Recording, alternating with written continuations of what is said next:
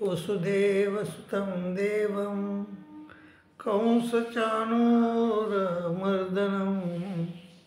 देवकी परमानन्दं श्रीकृष्णं वन्दे जगद्गुरु श्री गोपाल कृष्ण महाराज की जय। शक्नोती हैवये सोडून प्राक शरीर विमोक्षणात कामक्रोधोद्भवमेघ स्वयुक्तस सुखी नर। श्रीकृष्ण महाराज अर्जुनाला उपदेश देताना म्हणतात, अर्जुना, जगामध्ये प्रत्येक माणसाला सुख पाहिजे. कोणाला म्हणलं थोडं जेवता का, चहा घेता का, ते म्हणतो नको, मी आत्ताच जेवून आलो, आत्ताच चहा घेऊन आलो. पण कोणाला जर म्हणलं सुख पाहिजे का, तर कोण म्हणत नाही पाहिजे. प्रत्येकाला सुख पाहिजे असते. परंतु सुख हे आपण ज्यावेळेस मनुष्य जन्मात येतो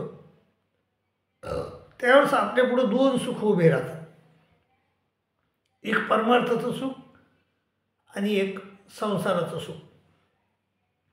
परमार्थाचं सुख श्रीकृष्ण महाराजांनं गीतेत सांगितले, सुख मात्यंतिकम येतं बुद्धिग्राह्यमतेंद्रिय वेति यत्र न चैवं स्थितश्चरी तत्वता आणि यम लब्धाचा परम लाभम मन्यते नादिकम तत्. त्याच्यापेक्षा कोणता लाभ नाही असं श्रीकृष्ण महाराजांनं सांगितले. तो पारमार्थिक सुख आणि जे सुख आहे ते इंद्रियाचं सुख.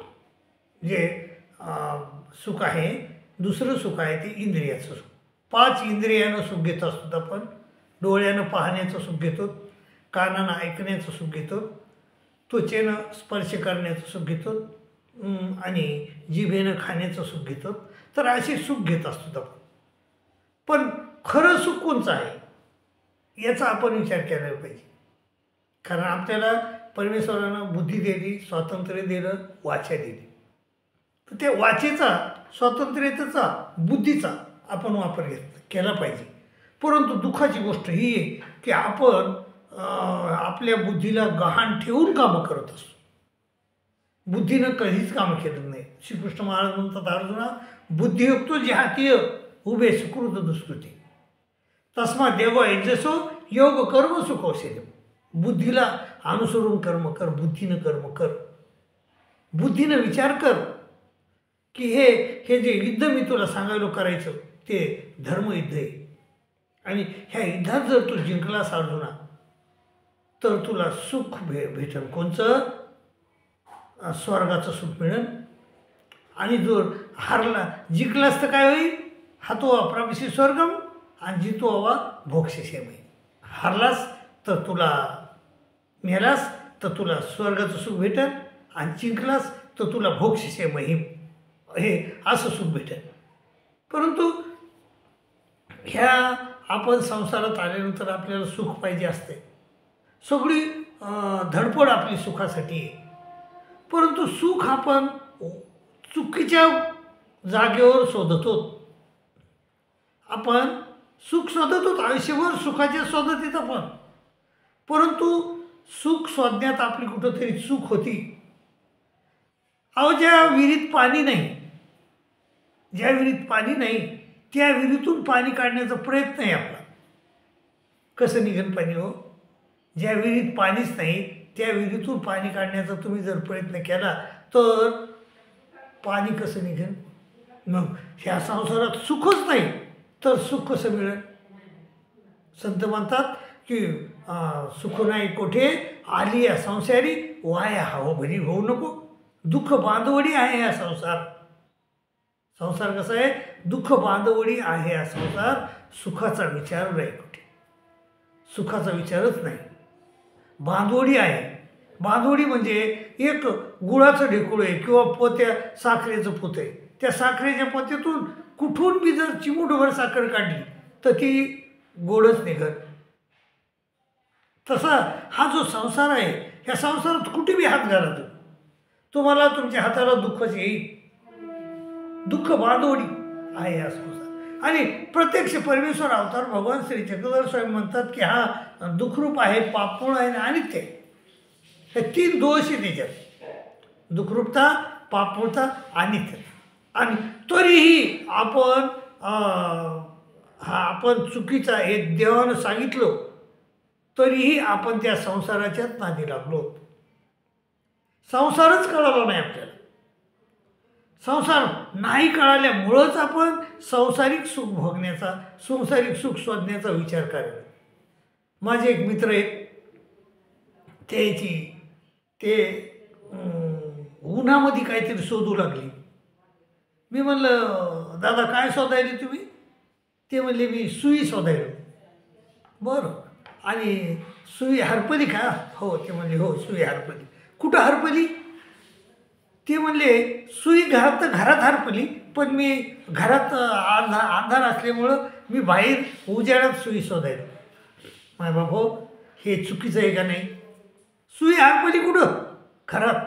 आणि सुई शोधायला कुठं? बाहेर. कशी सुई सापडत? मग तसंच आहे माय बाबा, आपण आपल्याला जे परमेश्वरानं सांगितलं की आठवण विजन कर, भिक्षा भोजन कर, विधी पाळ, निषेध टाळ, दोष चुकव, आपण करावं का ते? नाही. मग ते नाही करत. खरं सुख तिथं आहे. आणि ते सुख कसं आहे? सुख मात्यंतिकम येतात, बुद्धी ग्राह्यमतेंद्रिय. पण ते सुख आपण न पाहता, त्या सुखाचा विचार न करता आपण एकतर आपला छोटासा आश्रम मी करायलो आणि त्या आश्रमातच मी राहिलो आणि मग तिथं सुख भेटन का? नाही. देव म्हणले, देशाच्या शेवटी जा, झाडाच्या तळोटी बस आणि तिथं सुख तुला मिळेल. पण ते सुख आम्हाला नको आहे, कारण ते त्रासाचं सुख आहे ना. ते सुख आम्हाला नको आहे.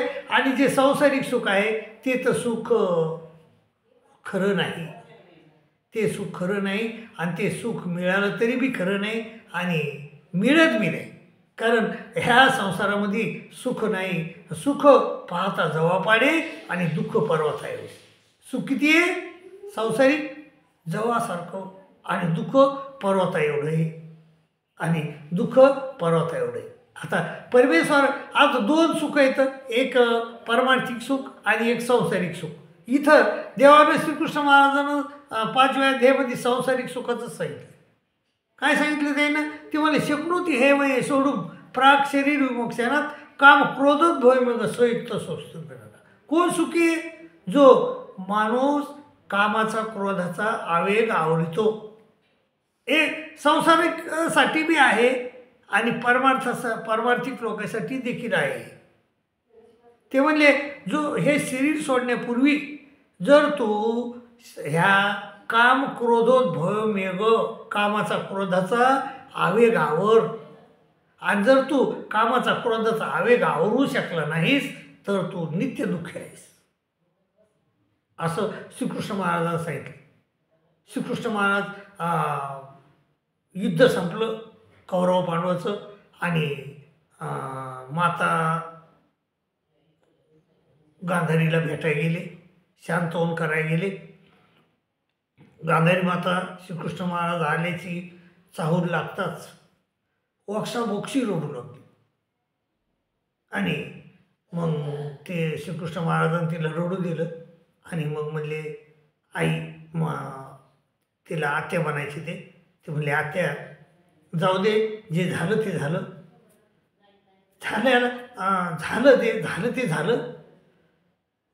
झाली चूक पांडवाची, झाली चूक तुमची बी, आणि दोघांच्या चुकीचा हा परिणाम आहे, बाकी काही नाही.